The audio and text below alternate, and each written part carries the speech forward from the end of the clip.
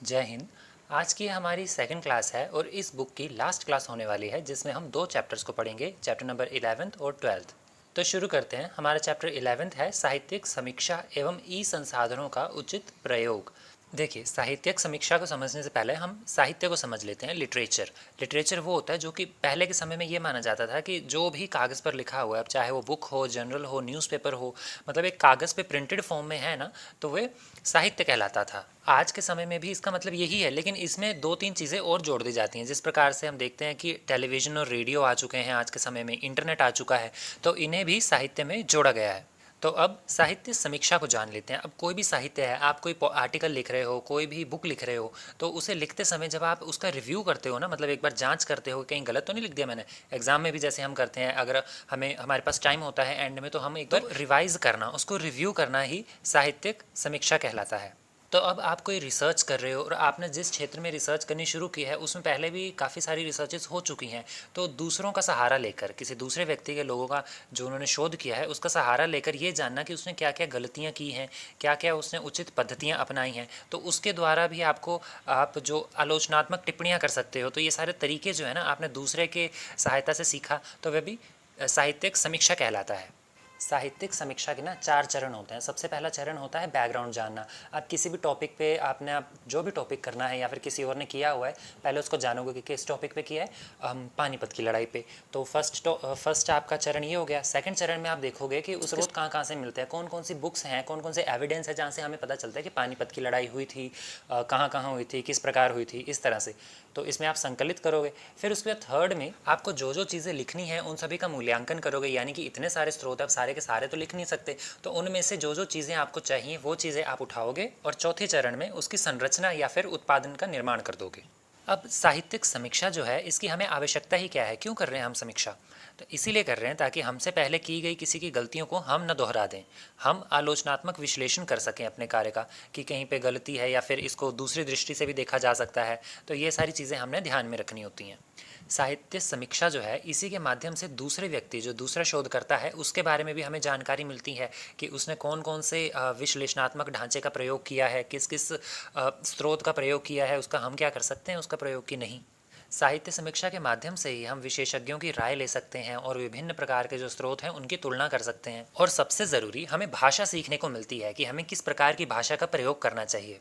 तो ये था हमारा साहित्य समीक्षा, इस चैप्टर का फर्स्ट पार्ट। इस चैप्टर का सेकंड पार्ट है ई संसाधन। पहले हम किसी चीज़ पर भी रिसर्च करते थे तो उसके लिए हम डिक्शनरीज का यूज़ करते थे, इंसाइक्लोपीडियाज हो गई या फिर अलग अलग तरह की बुक्स होती थी, उनका यूज़ करते थे, लाइब्रेरीज़ में जाना पड़ता था हमें। लेकिन अब क्या है, आज के समय में इंटरनेट है, तो हम इंटरनेट पर कुछ भी सर्च करते हैं, तो इंटरनेट के द्वारा हमें जो भी प्राप्त हो रहा है ना, उसे ई संसाधन कहा जाता है, यानी कि ई रिसोर्सेस। आज के टाइम में इलेक्ट्रॉनिक फॉर्म में क्या क्या आ चुका है, हम देखते हैं कि इलेक्ट्रॉनिक बुक आ गई है, ई बुक्स आ गई हैं, ई न्यूज़पेपर्स आ गए हैं, न्यूज़पेपर्स भी हमें ऑनलाइन मिल जाते हैं, रिसर्च पेपर्स और आर्टिकल्स भी हमें ई फॉर्म में मिल जाते हैं, यानी कि इलेक्ट्रॉनिक फॉर्म में मिल जाते हैं। तो ये सारे ई संसाधन कहलाते हैं। अच्छा, कुछ लोग अभी ये सोच रहे होंगे कि मैं इतनी स्पीड में क्यों बोल रहा हूँ, या फिर इतनी की क्या जल्दी पड़ी है कि मुझे मैं सिलेबस आपका ख़त्म कर रहा हूँ, 5 वीडियोज़ में ही मैंने 12 चैप्टर ख़त्म कर दिए। तो देखिए, सीधी सी बात है, मैं आपके टाइम की वैल्यू जानता हूँ। ढेरों यूट्यूब चैनल्स पड़े हुए हैं इस सब टॉपिक से रिलेटेड, इस बुक से रिलेटेड, लेकिन वो लोग क्या करते हैं, 2-2 3-3 5 मिनट की बहुत सारी वीडियोस बना रखी हैं उन्होंने, 12 से भी ज़्यादा वीडियोस बना रखी हैं एक ही बुक के ऊपर। तो उन्हें चाहिए व्यूज़। मैं कोई व्यूज़ के पीछे तो नहीं भाग रहा हूँ, चलो व्यूज़ भी मेरी सेकंड प्रायोरिटी है। फर्स्ट प्रायोरिटी मेरी ये है कि आपको कम से कम समय में ज़्यादा से ज़्यादा कंटेंट मिल सके। व्यूज़ की बात होती तो मैं भी छोटे छोटे वीडियोज़ डाल देता, 5-5 6-6 मिनट के, और आपको फिर सारे देखने पड़ने थे। लेकिन मैंने फिर भी आपके लिए एक कंबाइंड वीडियो में आपके लिए सारे के सारे जो चैप्टर्स हैं उन लोगों को लेके आ रहा हूँ, और वो भी ज़्यादा से ज़्यादा 15 मिनट के अंदर अंदर, इसलिए मैं स्पीड में बोल रहा हूँ। अदरवाइज़ आप नोटिस करोगे तो मैंने शॉर्ट्स भी नहीं डाले कभी, शॉर्ट्स 2 डाले थे, वो भी बहुत ज़माने पहले डाले थे। सो कम टू द टॉपिक, अब हम देखेंगे ई संसाधनों के क्या लाभ हैं और क्या हानियाँ हैं। तो इसके सबसे ज़्यादा लाभ तो ये है कि हम अब घर बैठे ही एक ही सर्च में कितनी सारी जानकारी प्राप्त कर सकते हैं। पहले हमें लाइब्रेरी जाना पड़ता था या बुक स्टोर जाना पड़ता था, जनरल स्टोर्स। अब क्या है, इंटरनेट के ज़रिए हम किसी भी टॉपिक तक आसानी से पहुंच सकते हैं, बस एक क्लिक दूर है हमसे वो। हम उसे डाउनलोड कर सकते हैं और अब जब चाहे अपनी क्षमता के अनुसार पढ़ सकते हैं कि आज हमने ज़्यादा पढ़ लिया, आज हमने कम पढ़ लिया, इस तरह से।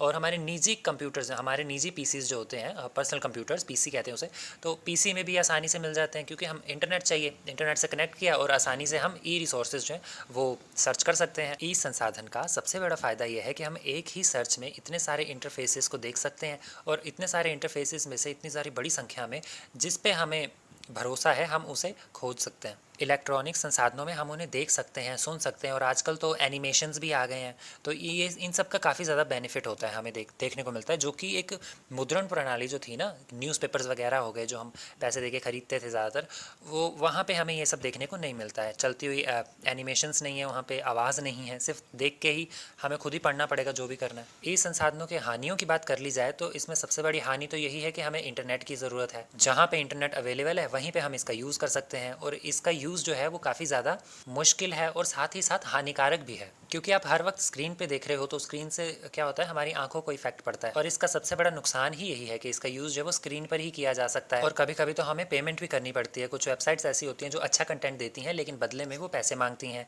उनमें लाइसेंस भी होता है, तो लाइसेंस प्रक्रिया भी होती है, वो काफ़ी ज़्यादा जटिल होती है। तो ये सारे इसकी हानियाँ हैं। ये था हमारा 11th चैप्टर। मैं फिर से आपको याद दिला रहा हूँ कि मैं कोई बाकी यूट्यूबर्स की तरह रीडिंग पे विश्वास नहीं रखता, मैं सिर्फ समझाने पे विश्वास रखता हूँ। अदरवाइज़ रीड करके तो मैं भी बोल दूँ तो रीडिंग तो आप वैसे भी कर सकते थे खुद से।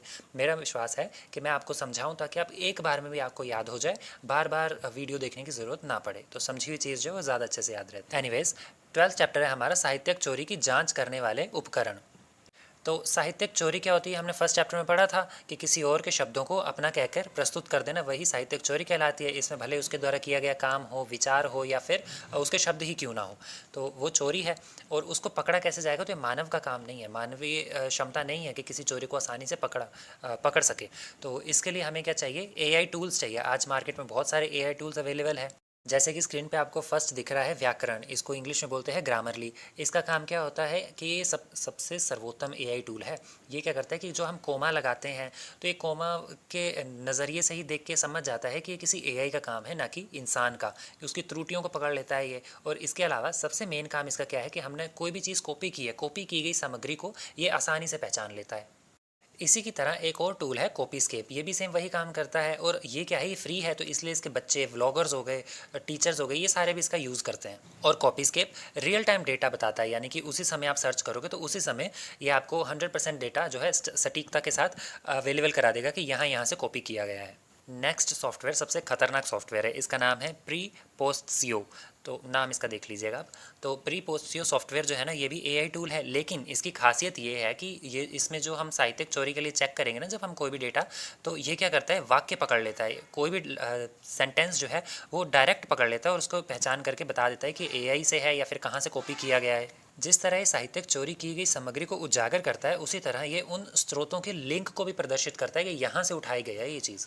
इसके अलावा ये भी बताता है कि कितनी सामग्री जो है, मतलब कितने % डेटा जो है वो आपने कॉपी किया हुआ है और कितने % है जो खुद से लिखा हुआ है। नेक्स्ट है साहित्यिक चोरी, यानी कि प्लेजरिज्म नाम का ही एक वेबसाइट है, एक सर्च इंजन है। वो क्या करता है, आप अपना डेटा डालोगे और ये बता देगा कि ये चीज़ स्कैन करके बता देगा कि ये चीज़ कॉपीड है, बस इतना ही बताएगा ये। लेकिन इसमें भी खासियत ये है कि दुनिया भर की 190 भाषाओं में ये बता सकता है। लास्ट सॉफ्टवेयर है क्यूटेक्स्ट। क्यूटेक्स्ट क्या करता है कि हमने जो दोहराया है किसी काम को, मतलब एक सिंपल लैंग्वेज में लिख दिया और एक टफ लैंग्वेज में लिख दिया, तो ये जो टफ लैंग्वेज में लिखा हुआ डेटा है इसको बता देता है, ये दोहरेपन की पहचान करता है। और उसके अलावा ये भी बताता है कि साहित्य जो है ये कहाँ से कॉपी किया गया है। यानी कि आप पर्यायवाची शब्दों का प्रयोग करके साहित्य जो चोरी किया आपने उसको छुपाने की कोशिश भी करोगे तब भी ये पकड़ लेगा कि ये कॉपीड है। तो ये सब थे AI टूल्स। लेकिन जब AI इतना ज़्यादा सटीक नहीं था तो उससे पहले कोई ना कोई सॉफ्टवेयर तो रहा होगा। तो हम भारतीय क्षेत्र में देखेंगे, भारतीय के नज़रिए से देखेंगे कि कौन कौन से यहाँ पे थे। तो एक ही था भारत के पास, ठीक है, जिसे शोध शुद्धि के नाम से जाना जाता है। शोध शुद्धि का पहले नाम क्या था, उरकंड।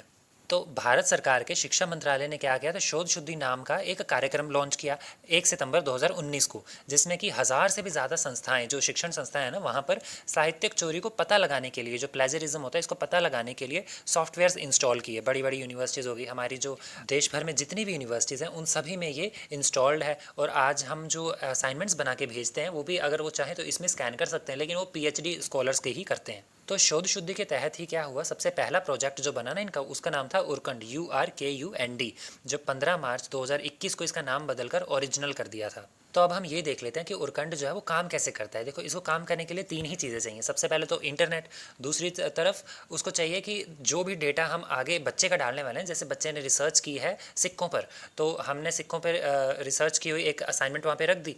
दूसरी तरफ इंटरनेट ऑन है हमारा, और एक तरफ हमने इसको बता दिया कि जितने भी सिक्कों के स्रोत है वो सारे उसके अंदर फीड कर दिए।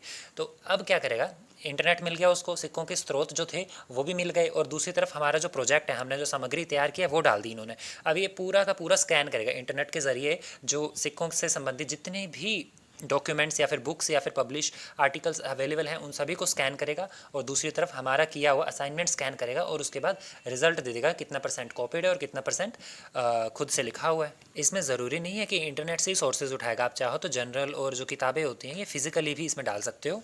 तो बस आपको 3 चीज़ें याद रखनी है कि इसको क्या क्या चाहिए। इंटरनेट चाहिए, प्रकाशित सामग्री चाहिए, और बच्चों द्वारा तैयार की गई सामग्री चाहिए, बस। तो ये था हमारा 12th चैप्टर। इसके बाद हमारे पास कुछ नहीं बचा इस बुक में। जितने भी लॉन्ग क्वेश्चंस बनते थे वो सारे मैंने करवाए, शॉर्ट भी करवाए। सिर्फ 10th चैप्टर नहीं करवाया, क्योंकि वो 10th चैप्टर जो है वो प्रैक्टिकली करने वाला है, वो एग्जाम में बहुत ही रेयर चांसेस है कि वो आएगा। तो आई होप आपको समझ में आए होंगे सारे चैप्टर्स। मैं फिर से आपको याद दिला देता हूँ, इसमें आपको नंबर ज़रूरी नहीं है, आपको पास होना ज़रूरी है। नंबर्स इसके आपके ओवरऑल रिजल्ट पर कोई इम्पैक्ट नहीं डालने वाले। तो मिलते हैं फिर एक न्यू बुक के साथ। जय हिंद।